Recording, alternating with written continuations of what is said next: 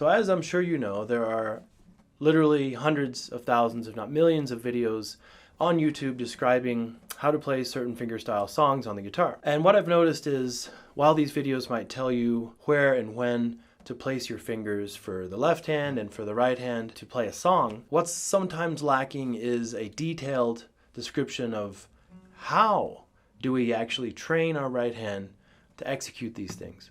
You might be aware of the YouTube channel Paul David's. It's a fantastic channel, one of the largest guitar tutorial channels on YouTube, and Paul has just some incredible content there. Highly recommend you check out his channel. I recently came across his video on a tune called Big Love by Fleetwood Mac. The illusion of a second guitar line in there.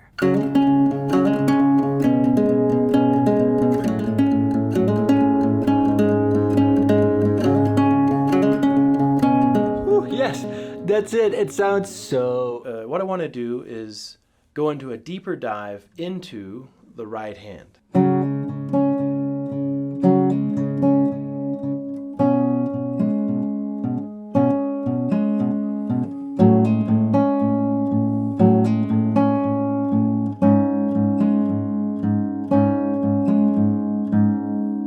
right, so you might be able to get that, play it really slow, and that's great.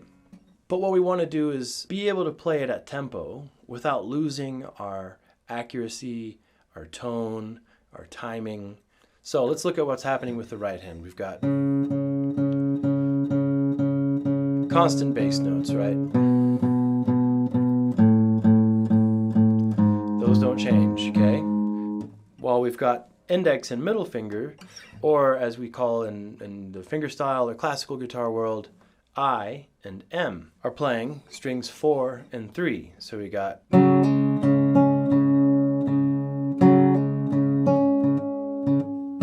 okay, so the first stroke is thumb and index together with a hammer-on in the left hand. Again, this is about the right hand and how to train it. So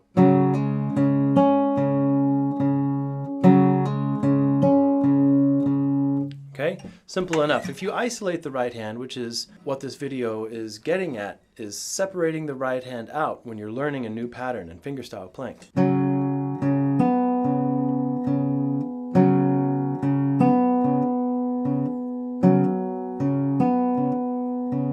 Okay, so going to the G chord, he inverts the 4th and 3rd string, so we go.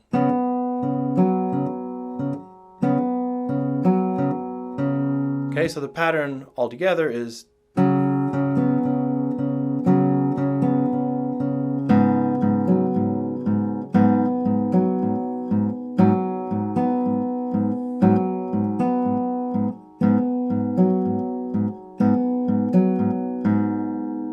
okay. Now, how do you practice? Remember that there is a difference between practicing and playing. It's really important to learn that early on so that you don't spend countless hours playing guitar if you're really trying to improve. If you're trying to improve, there's a specific way of doing things that will reinforce muscle memory and coordination, etc. We know that our first notes are the thumb and the I finger playing together, right?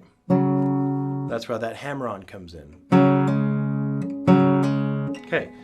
So when you begin practicing, you want your thumb and your index finger touching those strings. You don't want them hovering up here, because then you have to move down to make contact with the string, and the more movement you have, the higher probability that you're going to miss or hit the wrong string or whatever.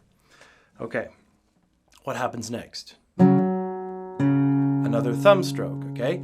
So we're going to practice planting, right? Preparing, planting, they're kind of used simultaneously, or interchangeably, rather. So here I am playing the bass line without planting.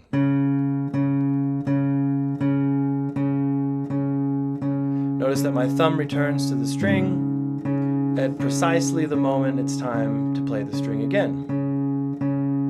Okay, so if this is the string, my thumb's going bing, bing, bing, right? Okay, here it is, the thumb planting.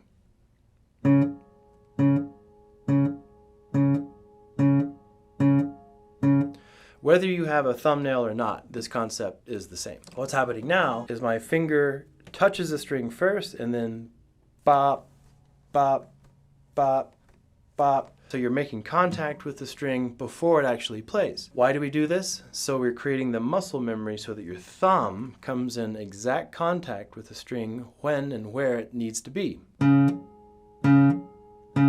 If you try to pluck a note or a string with your finger already on the string like this, there's literally zero chance you're going to miss. If I start with my thumb up here, it's very inconsistent. I'm swatting at the string and there's much less accuracy and consistency. All right, that's the main concept. So planting index finger and thumb. Next thing that happens is my middle finger plays the third string, right? So at the time that my thumb plays the second bass note, right there, see my middle finger is making contact with the third string ahead of time.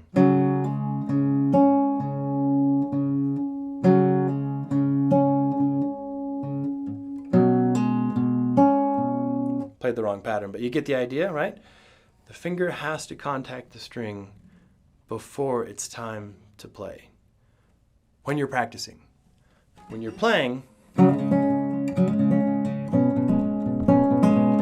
I'm not thinking anymore. I'm just letting my hand do what I trained it to do.